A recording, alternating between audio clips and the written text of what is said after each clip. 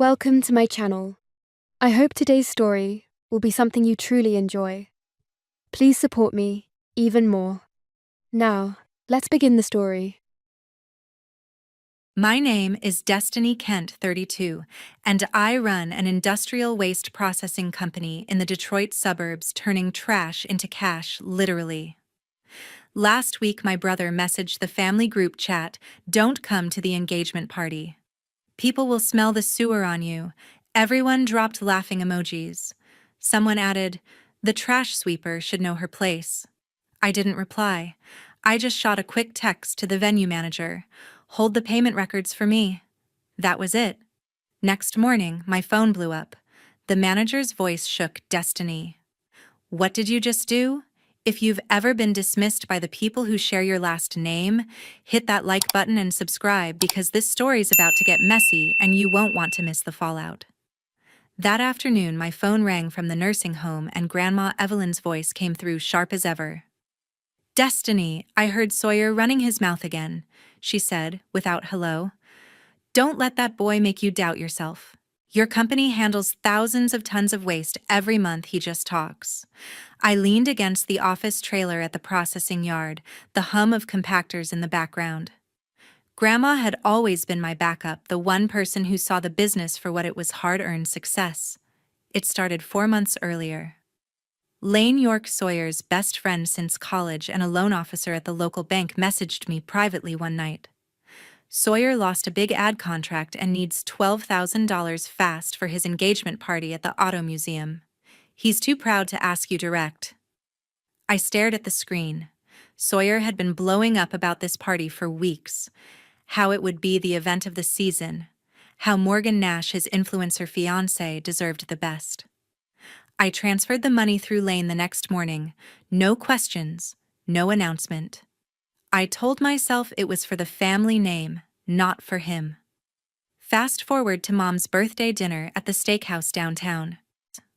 Ruth Kent sat at the head of the table, beaming as Sawyer recounted his latest pitch wins.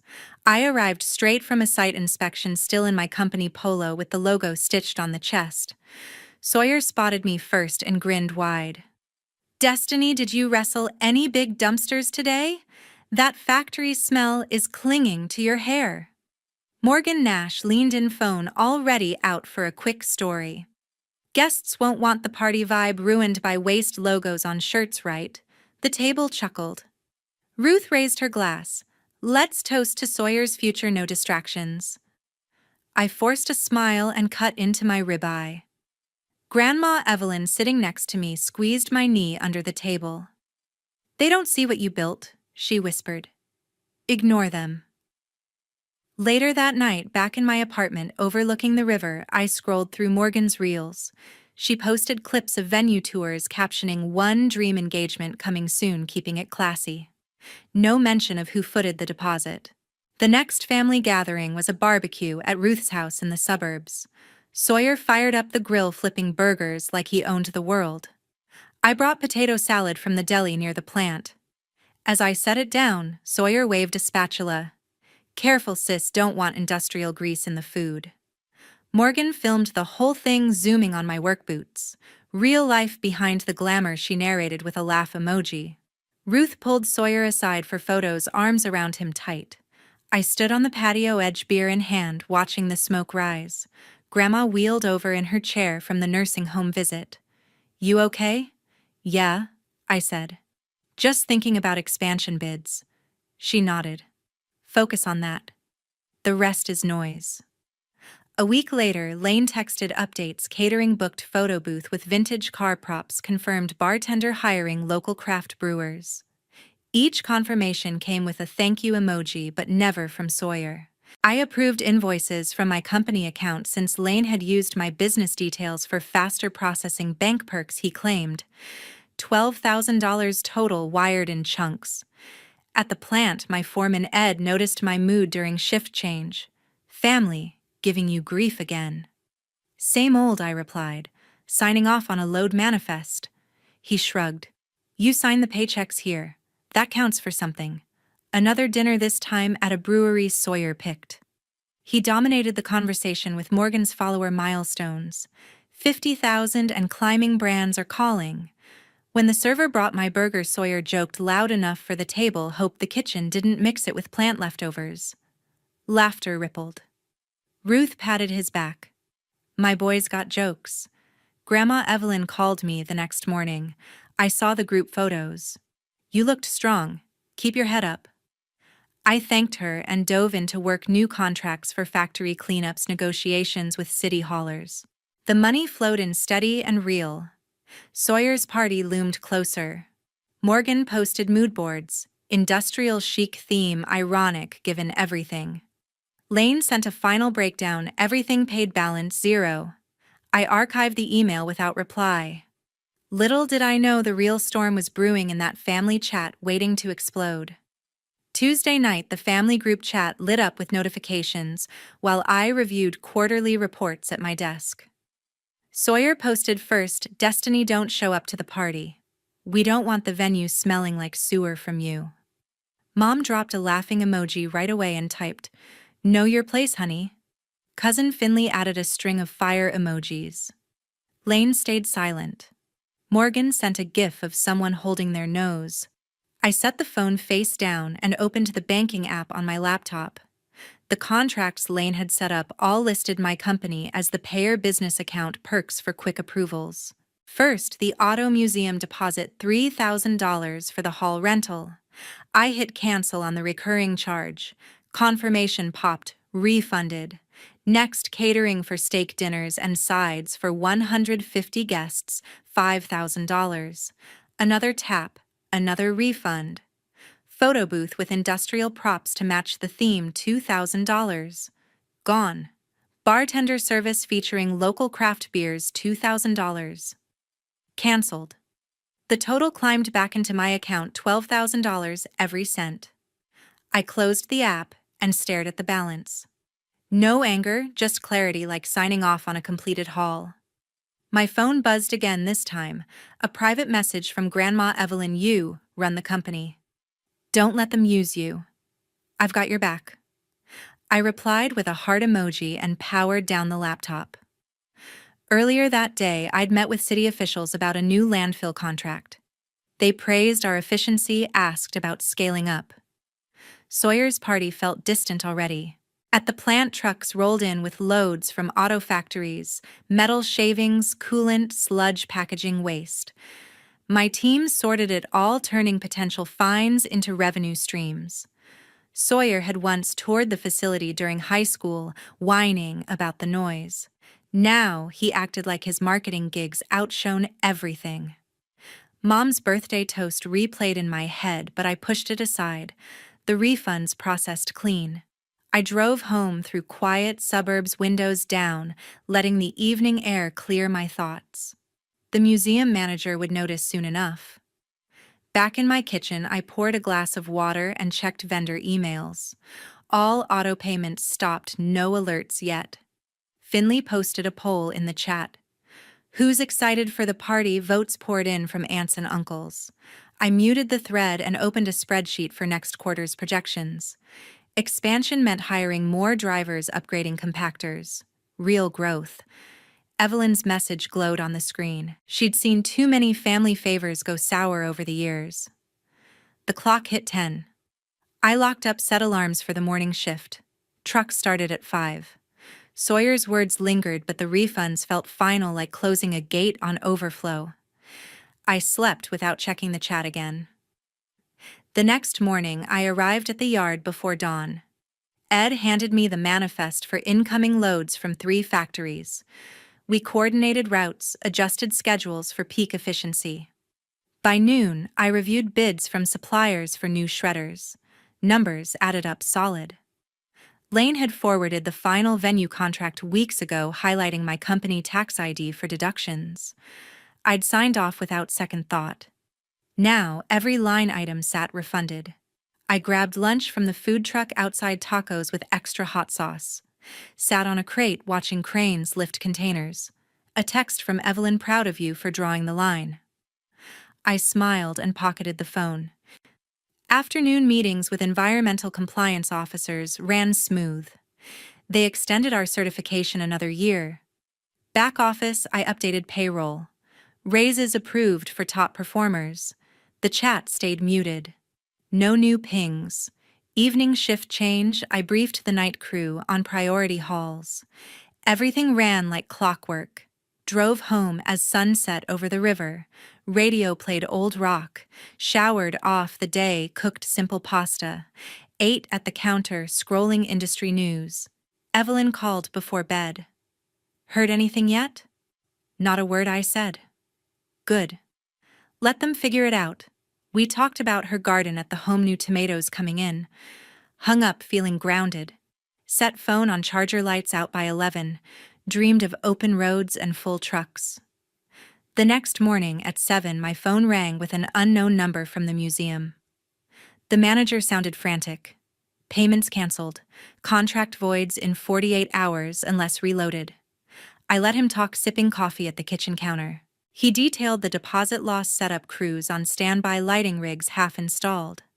Before hanging up, he asked for immediate wire transfer. I said I'd review and ended the call. A text from the caterer followed: steak orders for 150, need confirmation today or release the meat. I archived it. Lane messaged privately, Sawyer's freaking out. I had to tell him your company was on the contracts to avoid blame. I didn't respond. An hour later, notifications exploded. Morgan went live on reels from her car dashboard, makeup streaked. Future sister-in-law canceled our party out of jealousy for our happiness. Comments flooded, heartbreaks, question marks, fire. She read a few, a loud voice cracking about dreams shattered. Viewers climbed past 10,000 in minutes. She tagged the venue caterer, everyone. Finley jumped in with her own reel, stitched clips of Morgan's tears, overlaid text: waste company, boss kills, engagement bash, Kent family drama. Hashtag Yorkshire Kent chaos, trended local. 200,000 views in 4 hours. I watched from the office trailer between truck dispatches. Ed walked in with load tickets. Social media blowing up your name. Expected, I said, signing manifests. He nodded and left. More vendor emails, photo booth operator panicked about prop returns, bartender worried about keg deposits. I forwarded nothing. Morgan's live shifted to Q&A. She thinks money controls everything. Followers sent virtual gifts. Finley posted update screenshots of my company website, caption: meet the party killer. Likes poured in. At the yard, operations continued. Drivers unloaded chemical drums, sorters separated recyclables. Revenue ticked steady. I joined a conference call with a new client, factory needing hazardous disposal. Deal closed for monthly service. Phone vibrated non-stop. Blocked the museum number after third call. Caterer left voicemail releasing the order at noon. Archived. Morgan ended her stream at 50,000 live viewers, promising updates. Finley hit trending top 10. Lunch break, I ate a sandwich on the loading dock. Sun beat down on stacked containers. Team asked no questions. Work flowed. Afternoon, city inspector arrived for routine audit. Passed with flying colors. Paperwork signed, photos taken for records. Lane tried calling twice, ignored. Morgan posted stories, venue empty, tables bare. Caption: heartbroken. Finley added polls. Whose side are you on? Votes skewed against me. I reviewed fleet maintenance logs. Tires rotated, oil changed. End of shift, briefed replacements. Drove home as traffic thinned. Supper was takeout salad. Ate while checking emails, new bids incoming. Morgan's follower count jumped 5,000.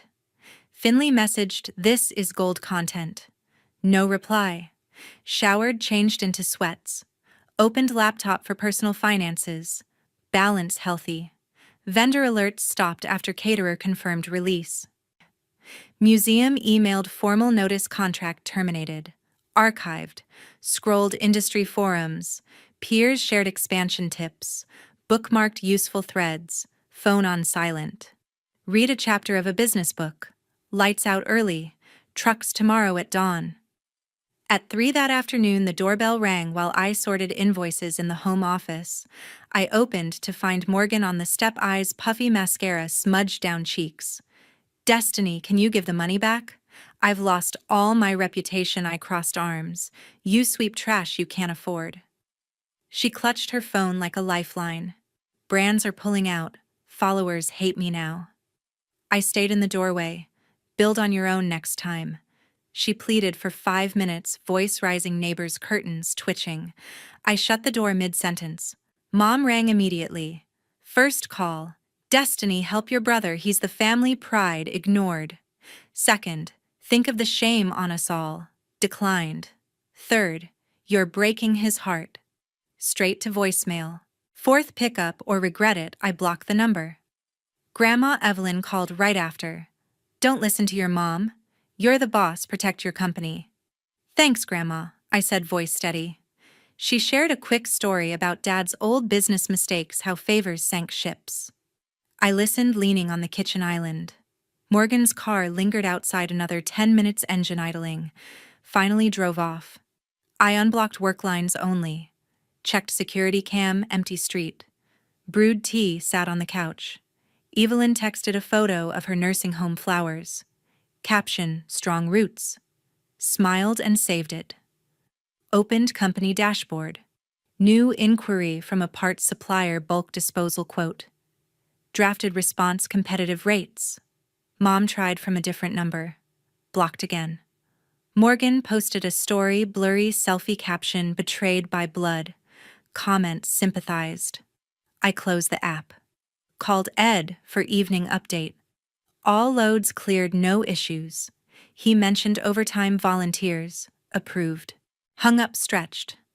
Walked the backyard, checked fence line. Neighbor waved over hedge, asked about recycling pickup. Gave schedule. Back inside, prepped dinner, grilled chicken veggies. Ate at table, no screens. Evelyn called back. Sawyer's pacing at Ruth's. Let him stew. Will do. We discussed her physical therapy progress. Ended call warm. Washed dishes, loaded washer. Reviewed tomorrow's agenda, client site visit, equipment demo. Set outfit aside. Morgan's follower drop hit newsfeed, down 2,000. Ignored. Read email from legal standard contract reviews. Flagged priorities. Showered dried hair. Journaled 3 goals for quarter. Lights dimmed by 9. Slept deep. Next day, I drove to the supplier's plant for the quote walkthrough. Managers impressed with our certifications. Shook hands on tentative terms. Stopped at bank to deposit checks from prior jobs. Teller chatted about local events. Grabbed coffee, returned calls from team leads. Afternoon conference with safety officer, updated protocols. Signed off. Checked personal mail bills, paid auto. Evelyn sent voice note, heard Morgan crying on phone to Ruth. Listened once, deleted. Prepared presentation for city council bid. Slides polished. Ordered supplies online for office. Confirmed delivery. Evening run around neighborhood. Cooled down, stretched. Cooked stir-fry, added spice. Watched documentary on waste innovation. Took notes. Bed by 10. Routine, solid. 3 days later, an email from the museum arrived with the subject line in bold. Contract officially terminated. Guests received cancellation texts from Sawyer's phone, venue unavailable, no reschedule. Replies flooded, regrets, confusion, some anger. Sawyer's agency emailed termination that afternoon. Personal drama impacting brand image. He packed his desk by 5. Morgan learned 4 sponsors dropped morality clauses triggered by public meltdown. Emails cited reputation risk. Finley released final real luxury setup, mocked against empty hall voiceover from glam party to trash fest. 1.5 million views overnight. Sawyer moved into mom's spare room that weekend, boxes stacked in garage. Ruth cooked his favorites, defended him to neighbors. 3 weeks in arguments escalated over bills. Mom snapped, I can't support a freeloader. Sawyer left with duffel bag, no destination. I read the museum notice during breakfast meeting with investors. They committed to funding new sorting line. Signed papers. Drove to site for groundbreaking photo. Shovels and dirt, smiles for press. Agency gossip reached Ed Sawyer, blacklisted locally. He shrugged during briefing. Morgan's profile went dark after sponsor exodus. No new posts. Finley monetized views, bought better camera. Sawyer couch surfed with college buddies. Jobs rejected resumes. Ruth changed locks after final fight. Called relatives for sympathy. Got silence. I expanded routes to neighboring counties. Trucks added, staff hired. Training sessions ran smooth. Quarterly profits up 20%. Board approved bonuses. Morgan applied for retail gigs online. Interviews flopped. Finley collabed with drama channels. Income spiked. Sawyer sold watch for rent. Pawn ticket in wallet. Ruth hosted bridge club, avoided topic. Neighbors whispered. I attended industry conference. Keynote on sustainable disposal. Networked with peers. Exchanged cards. Flew home first class. Upgraded fleet tracking software. Installed across vehicles. Real-time efficiency. Morgan temp agency placement, office cleaning. Short shifts. Finley hit million subscribers. Merch line launched. Sawyer odd jobs delivery apps. Tips barely covered gas. Ruth listed spare room online. Renter moved in. I closed major contract with auto giant. Multi-year deal. Celebrated with team barbecue. Steaks on grill. Laughter loud. Morgan's old followers forgotten. Finley teased sequel series. Sawyer blocked family chat. No replies. Ruth shopped alone. Cart half full. I planned vacation first in years. Beach destination. Booked flight. Packed light. Company ran without me. Delegated authority. Board confident. Morgan shifted to night cleans. Uniform plain. Finley vacationed overseas. Posts viral. Sawyer motel week to week. Savings drained. Ruth reconciled with silence. No calls. I boarded plane relaxed. Seat reclined. Future clear. 2 months later, midnight inspection at the waste yard began under floodlights. I walked the perimeter, clipboard in hand, checking containment seals. A temp worker pushed a bin near the compactors. Morgan head down, uniform baggy. She froze when our eyes met. Need a waste company, boss? I asked. Morgan dropped the handle and bolted toward the gate. Security log noted her early exit. Back in the control room, bank alert pinged. Lane transferred the final chunk, 12,000 complete. No more contact. I blocked the account. Morning delivery brought flowers from Grandma Evelyn, lilies with card. My girl's the real boss now. Eyes forward, placed them on the desk. Shift report showed record throughput. Commended night crew via email. Drove to supplier for equipment pickup, new baler installed by noon. Test run, perfect compression ratios optimal. Lunch with Peyton at Riverside Cafe. She sketched partnership terms on napkin. Equity split fair. Afternoon state audit arrived unannounced. Inspectors toured facilities, reviewed logs. Zero violation certification extended. Peyton finalized logo mock-ups.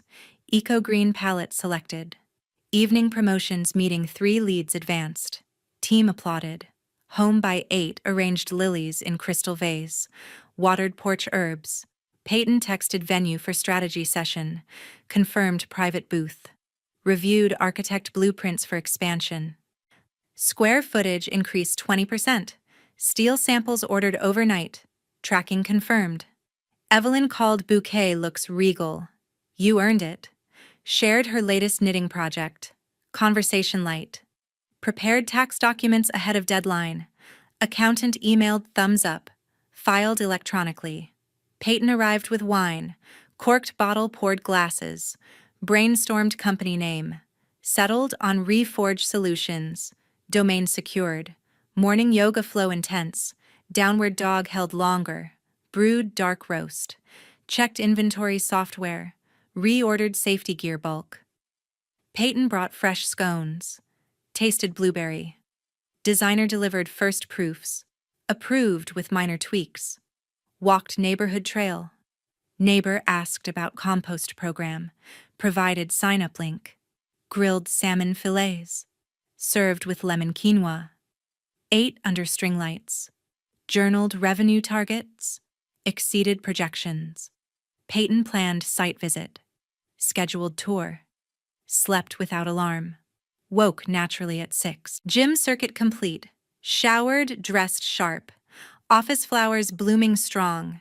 Inspired daily hustle. Met contractors on site. Foundation poured smooth. Timeline ahead. Peyton handled permits. All cleared. Team lunch catered. Tacos popular. Afternoon supplier negotiation. Discount locked. Evening wind down. Read industry report. Highlighted trends. Peyton messaged excitement. Replied enthusiastic. Lights out by 10. Dreams of growth. 1 year later, I stood ready to cut the ribbon at the new industrial recycling plant. Peyton flanked me, scissors in hand, as cameras flashed from local press. The facility sprawled over 10 acres, state-of-the-art sorters, massive shredders, zero-waste loops for metals and plastics. We'd scaled from regional halls to full manufacturing partnerships. Grandma Evelyn arrived in her wheelchair, pushed by a nurse, eyes bright under the sun. She took the ceremonial scissors first, snipped the red tape with steady hands. Crowd applauded, staff, investors, city council. Evelyn pulled me into a hug. Proudest of you, kid. I held tight, smelled her familiar lavender.